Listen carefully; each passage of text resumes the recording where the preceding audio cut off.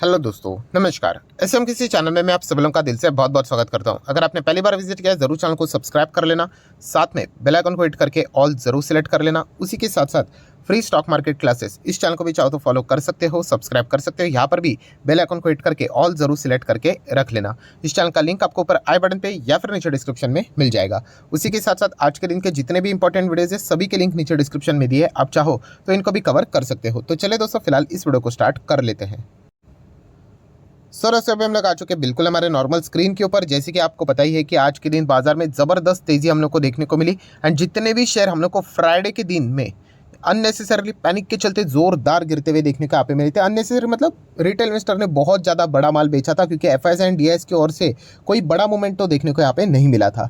And आज के दिन आप देख सकते हैं यहाँ पे जिस प्रकार से जो बड़े प्लेयर्स ने अच्छा खासा माल यहाँ पे उठाया है, इसके चलते इन सभी स्टॉक्स में हम लोग को रॉकेट की तरह तेज़ी देखने को यहाँ पे मिली है। हालांकि मैंने आप लोगों को हमेशा बताया है कि कभी भी तेज़ी देखकर आपका डिसीजन यहाँ पे बनना नहीं चाहिए कि कौन से स्टॉक में जाना चाहिए नहीं जाना चाहिए। एंड इसीलिए कुछ स्टॉक्स में आपके सामने यहाँ पे रखना चाहूँगा। जैसे कि अगर हम लोग बात करें केपीआई ग्रीन एनर्जी, ये कमाल की कंपनी है। हाल ही में मैंने वीडियो भी बनाया था जहाँ पे आपको बताया था कि अगर आप स्मॉल कैप कंपनी में जाना ही चाहते हो रिन्यूएबल सेक्टर में, तो इस कंपनी को जरूर अपने रडार के ऊपर रख लेना। सो आज ये तेज है इसलिए नहीं बोल रहा हूँ, ये कल गिर भी गया तो भी मेरा स्टेटमेंट वही रहेगा। हालांकि मैंने इससे रिलेटेड एक सबसे बड़ा रिस्क फैक्टर आपको बताया है। कौन सा रिस्क फैक्टर? यस, इनके पास सिर्फ एक ही प्लांट है एंड पूरा ऑपरेशन वहीं से चलता है जो कि गुजरात में सिचुएटेड है। वहाँ पे अगर कुछ गड़बड़ हो गई तो कंपनी के बिजनेस के ऊपर बहुत ही भयंकर तरीके से इंपैक्ट आपको देखने को मिल सकता है।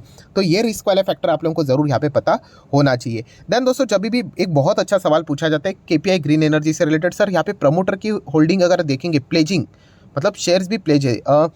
ये जो प्रमोटर होल्डिंग मतलब जो रहता है ना शेयर प्लेज, तो दोस्तों कैसा होता है ना कि जो छोटे कंपनीज होते हैं ना, बहुत छोटे कंपनीज, उनको अभी फंड रेज करने के लिए मतलब पैसा मतलब यूजुअली डायरेक्टली बैंक से तो इजीली लोन मिलता है नहीं।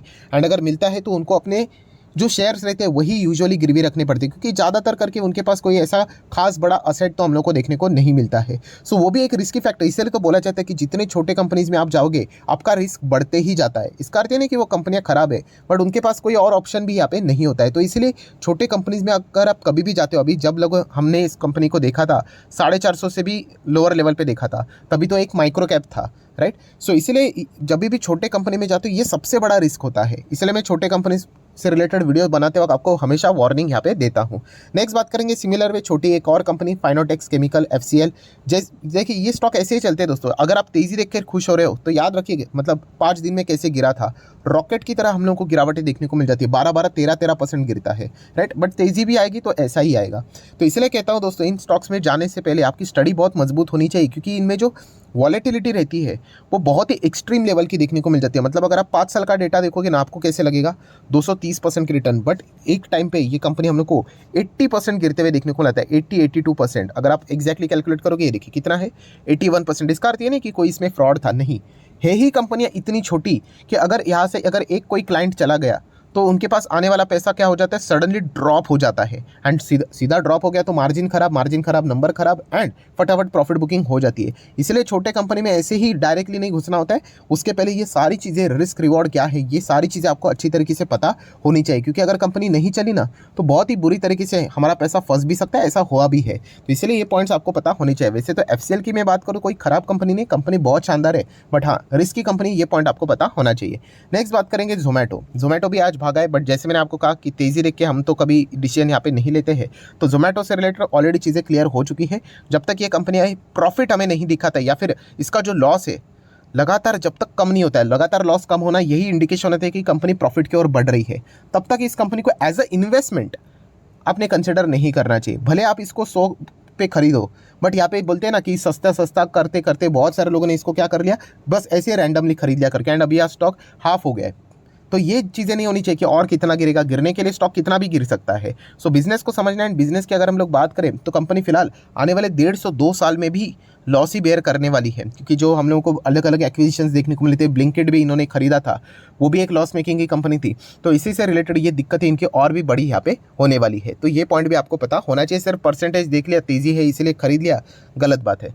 नेक्स्ट बात करेंगे दोस्तों एलआईसी। यस, एलआईसी से रिलेटेड अगर हम लोग बात करें तो 3 खबरें के चलते एलआईसी फोकस में ही रहता है। कंपोजिट इंश्योरर, उसी के साथ साथ देखा गया तो मर्जर, एंड उसी के साथ साथ बोनस एंड बड़े डिविडेंड से रिलेटेड, राइट। तो अभी तक तो देखा गया तो कोई भी खबर ऑफिशियली तो सामने आती हुई देखने को नहीं मिली है, तब तक एलआईसी में हम लोग को इसी प्रकार की यहाँ पे हलचलें देखने को यहाँ पे मिल रही है। हालांकि जब से कंपोजिट इंश्योरर से रिलेटेड खबरें देखने को मिली है, क्योंकि IRDAI ने बहुत सारे अलग अलग बदलाव किए थे, तो ये बहुत ही हाईली सर्टेन है कि माइट बी, मतलब ऐसा हो सकता है कंपोजिट इंश्योरर से रिलेटेड एलआईसी मतलब बाजार में उतरते हुए देखने को मिल सकता है, अगर IRDAI यहाँ पे अगर लाइसेंस यहाँ पे प्रदान करे तो अगर ऐसा होता है तो डेफिनेटली एलआईसी अच्छा खासा परफॉर्मेंस भी कर सकता है। ये मतलब अभी ऊपर ऊपर की बात है, एक बार ये सारी चीज़ें आ गई तो उसके बाद डिटेल में स्टडी जाके करना पड़ेगा कि वाकई में क्या फ़ायदा होगा या नहीं होगा करके, बट तब तक के लिए एलआईसी का भी परफॉर्मेंस हम लोग को अच्छा ही देखने को मिल रहा है। देन बात करेंगे KPIT, अच्छी कंपनी है। यहाँ पे गोल्डमैन सैच ने 930 का टारगेट दिया, इसीलिए हम लोग इसको अच्छी नहीं बोलेंगे। ओवरऑल कंपनी का परफॉर्मेंस ही अच्छा, इलेक्ट्रिक व्हीकल में भी इनका अच्छा खासा योगदान हम लोग को IT टेक्नोलॉजी से रिलेटेड देखने को मिल जाता है। कंपनी खराब नहीं है, अगर ये कंपनी जितना नीचे अगर आ जाती है ज़रूर आप इसके बारे में विचार कर सकते हो, बट क्या है बट, यहाँ पे कंपनी मिड कैप है, तो मिड कैप में आपको पता ही है कि इस प्रकार का भूकंप देखने को मिल जाता है। सो ये अगर आपको पता नहीं है तो फिर आप बाद में फ्रस्ट्रेट हो सकते हो, वरना अगर ओवरऑल देखा गया तो कंपनी का परफॉर्मेंस बहुत ही कमाल का परफॉर्मेंस है, ये आपको पता होना चाहिए। नेक्स्ट बात करेंगे दोस्तों अदानी विल्मार, अभी इतना ज़बरदस्त गिरा है, आज के दिन बाजार इतना शानदार तरीके से भागेगा तो अपर सर्किट लगना तो एक नॉर्मल सी बात है। एंड अगर नहीं भी लगता तो मैंने आपको ऑलरेडी बता के रखा हुआ है कि अदानी विल्मार कोई एरी गेरी नत्थु गेरी कंपनी नहीं, बहुत ही शानदार कंपनी है। अदानी की स्टॉक्स में नो डाउट वैल्यूएशन हमेशा कंसर्न रहते हैं, बट फिर भी टोटल सिनेरियो को अगर आप बड़ा पिक्चर देखते हो तो इतनी भी ये कोई खराब कंपनी नहीं है। मतलब खराब कंपनी नहीं है मतलब क्या, मैं कोई आपको रिकमेंडेशन नहीं दे रहा, बट अगर मैं आपके जगह पे होता तो कुछ कंपनी ऐसे रहते ना, मतलब कोई मुझे बोलता है कि मैंने इसको लॉस में निकाल दिया एज ए इन्वेस्टर, तो वो मुझे ना बिल्कुल सुनने के लिए अच्छा नहीं लगता है। सो अदानी विल्मार भी अगर आप ये बोलोगे एज ए इन्वेस्टर कि मैंने इसको लॉस में निकाल दिया, बहुत ही गलत बात है। ये कोई ऐसी वैसी कंपनी नहीं है, आपको अच्छे खासे रिटर्न्स मिलेंगे, एंड सिर्फ ऐसा नहीं, बहुत अच्छा खासा ये स्टॉक यहाँ पे भाग सकता है। सो ज़रूर पेशेंस होना चाहिए। अभी अभी बाजार में इसकी एंट्री हुई है, कितना टाइम हुआ है, 11 फेब, मतलब 1 साल भी कंप्लीट नहीं हुआ। एंड जिन्होंने यहाँ पे भागते हुए ट्रेन पकड़ा है, चलो ठीक है, सो अभी 1 साल के अंदर ही वो निकालने की बात कर रहे हैं, तो ऐसा चलेगा तो फिर बाजार में रहना बहुत ही मुश्किल है, क्योंकि बाजार में बड़े बड़े झटके लगते रहते हैं, राइट। तो ये पॉइंट आपको पता होना चाहिए। नेक्स्ट अगर हम लोग बात करेंगे दोस्तों IRFC, अगेन यहाँ पे ज़बरदस्त सीसॉ देखने को यहाँ पे मिल रहा है, प्लस माइनस का खेल आप यहाँ पे चेक कर सकते हैं, ज़बरदस्त गिरावट, उसके बाद वापस कम बैक, तो ठीक है। इसका अर्थ ये नहीं कि कंपनी के बिजनेस पे कोई फर्क पड़ता है, ये तो ट्रेडिंग एक्टिविटी हो गई। ओवरऑल कंपनी का बिजनेस शानदार है। बजट तक ये देखा गया तो रेलवे स्टॉक हाईली फोकस में रहने वाली है, क्योंकि बजट में बोला जा रहा है, अभी पहले खबर आई थी, ऑब्वियसली अनऑफिशियली खबर आएंगी, क्योंकि ओरिजिनल खबर तो हम लोग को बजट पे ही पता चलेगा। 17% का इजाफा रेलवे बजट में होने वाला है। कुछ रिपोर्ट में ये तक बोला है कि ये 30% तक भी जा सकता है। सो जितना बजट यहाँ पे रेलवे का बढ़ेगा, पहले अलग से रेलवे बजट होता था, अभी यूनियन बजट के साथ ही उसका अनाउंसमेंट होता है। सो अगर ये इतना ज़बरदस्त बजट अगर जाता है तो डेफिनेटली रेलवे कंपनीज को फायदा होगा, एंड फायदा करने के लिए, फाइनेंस प्रोवाइड करने के लिए IRFC एक ही मोनोपोली कंपनी है, जो कि आप जरूर अपने रडार के ऊपर रख सकते हो। अगेन कहना चाहूँगा, सिर्फ परसेंटेज रुपीज़ देखकर जाओगे तो फ्रस्ट्रेट हो जाओगे। मार्केट है, प्लस माइनस होना इसका हमेशा का मतलब नेचर रहता है बाजार का, ये पता होना चाहिए। देन अगर हम लोग बात करें इरकॉन इंटरनेशनल, ये भी सिमिलर, ये जितने भी रेलवे के स्टॉक्स आते हैं ना, ये कोई खराब कंपनी नहीं है। मैंने लास्ट वीडियो में भी आपको बोला कि अगर आपको ये लगता है कि रेलवे का बिजनेस इंडिया में ग्रो नहीं करेगा तो मैं निवेश करने का कोई मतलब ही नहीं है। एंड अगर आपको लगता है कि रेलवे का बिजनेस अच्छी तरीके से प्रॉफिटेबिलिटी के साथ ग्रो करेगा, देन आप जरूर आगे बढ़ सकते हो। मेरा पर्सनल ओपिनियन ये है कि यस, इंडिया में रेलवे का बिजनेस अच्छा करेगा।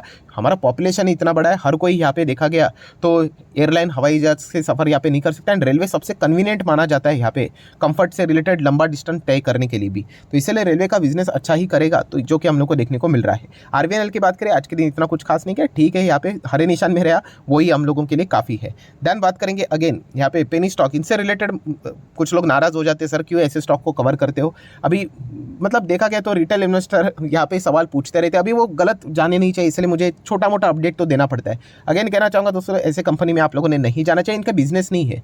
मैंने आपको बोला है कि आप मुझे ये सवाल पूछोगे ना, सर क्या इस स्टॉक में जाना चाहिए नहीं जाना चाहिए, वैसे मैं रिकमेंडेशन नहीं दे सकता, बट स्टडी पर्पज़ के लिए आपको सिखाता हूँ, तो आपको एक ही सवाल खुद से पूछना है, क्योंकि मैं अल्टीमेटली आके इसी चीज़ के ऊपर रुकूंगा। बिजनेस, क्या कंपनी के बिजनेस में दम है? अगर वाकई में दम होता तो ये नज़ारा तो आपको बिल्कुल भी देखने को नहीं मिलता। कौन सा नज़ारा? 90% क्रैश क्यों है? बिजनेस ही नहीं है। कंपनी का PNL खोल के देखना ना, loss loss loss loss loss है। फिर भी तो फिर इस स्टॉक की चर्चा क्यों? रिटेल इन्वेस्टर 10 रुपये का है ना, सस्ता है इसलिए खरीद लेते, 10 रुपये के नोट में एक शेयर आ जाता है, तो सस्ते के दाम में जाओगे तो बहुत महंगा पड़ेगा। तो अगेन कहना चाहूँगा, ऐसे स्टॉक मतलब अगर बढ़ने के लिए लक चाहिए, राइट, तो ये हमें लक के सहारे नहीं चलना, चाहे हम लोग थोड़ा परसेंटेज कम भी कमाएं, क्योंकि लक के सहारे अगर पैसा अटक गया तो फिर बहुत ही बुरी तरीके से बैंड बचती है, फिर इंतजार ही करना पड़ता है। ऐसे बहुत सारे लोग हैं जिन्होंने पहले लक के सहारे यहाँ पे कोशिश की, एंड लगभग अभी 10 साल हो गए, अभी भी उनको अपने जो इन्वेस्ट किया हुआ पैसा है उसका 20-10% भी नहीं मिला है।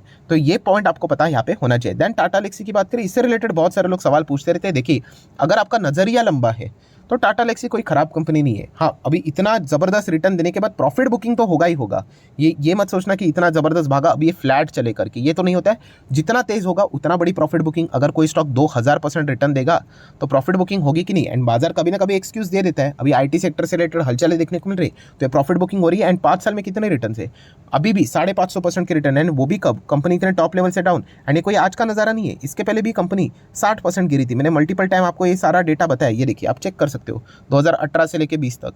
तो इसका अर्थ ये नहीं होता है कि लेबल नहीं लगाने का कि कंपनी खराब हो गई करके। कुछ लोगों को आदत होती है स्टॉक नीचे गिर गया तो स्टॉक खराब बोल देने का, तो ऐसा नहीं है। कंपनी का ओवरऑल बिजनेस बहुत ही कमाल का है, ये भी इलेक्ट्रिक व्हीकल से रिलेटेड बहुत ही दमदार कंपनी है। टाइम देना आना चाहिए तभी जाके पैसा बनेगा। टाइम मतलब क्या? 5-5 साल होल्ड करना पड़ता है। ये 5 साल में आप खुद देख लेना कितना रिटर्न है, आपका पैसा 5-5 गुना हो चुका है कि नहीं। एंड वो भी कब? 2 बार कंपनी यहाँ पे 60% 50% डाउन होने के बाद भी। जो स्टॉक जिस प्रकार से चलता है वैसा ही रहता है। ये भी एक मिड कैप टाइप की कंपनी हम लोग को देखने को मिल जाती है, तो इस पॉइंट को भी भूलना नहीं है। देन बात करेंगे बहुत सारे रिटेल इन्वेस्टर का favourite stock yes bank.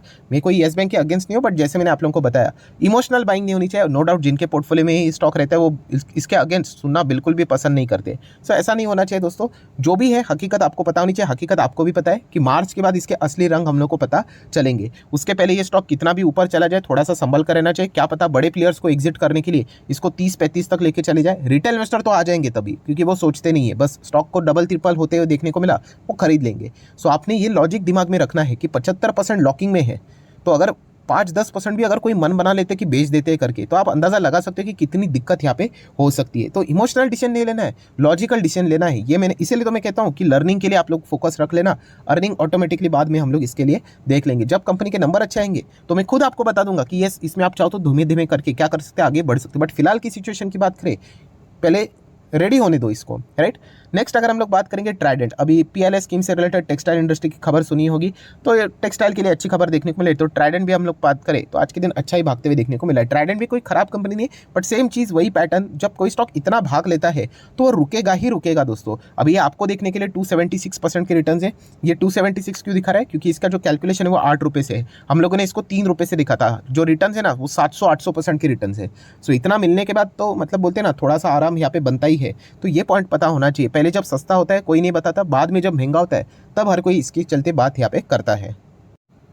And अगर आपको ट्राइडेंट से रिलेटेड बात देखनी है तो मैंने प्लेलिस्ट में इससे रिलेटेड ऑलरेडी वीडियो बनाया है। 3 रुपये पे देखा था, 6 पे देखा था, 8 रुपये तो खुद प्रमोटर ने माल उठाया था। क्लियर कट ओपन इंडिकेशन था हम लोगों के लिए। तो ये सारे वीडियोस में इसके ऊपर ऑलरेडी बना चुका हूँ। प्लेलिस्ट चाहे तो आप जाके चेक कर सकते हैं, या फिर मैं ऊपर आई बटन पे लिंक देने की कोशिश करता हूँ। अगर मिला तो आप चाहो तो इन वीडियोस को स्टडी कर लेना, देख लेना तभी ट्राइडेंट कितने लोअर लेवल पे मिल रहा था एंड क्यों रीज़न मैंने बताया था कि आप चाहो तो इसको स्टडी कर सकते हो करके एंड बाइंग करने के लिए जा सकते हो करके।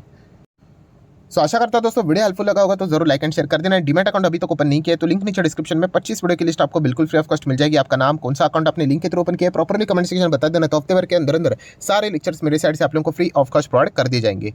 सो that's it, thank you very much दोस्तों। We will be meeting our next video, तब तक के लिए बाय बाय।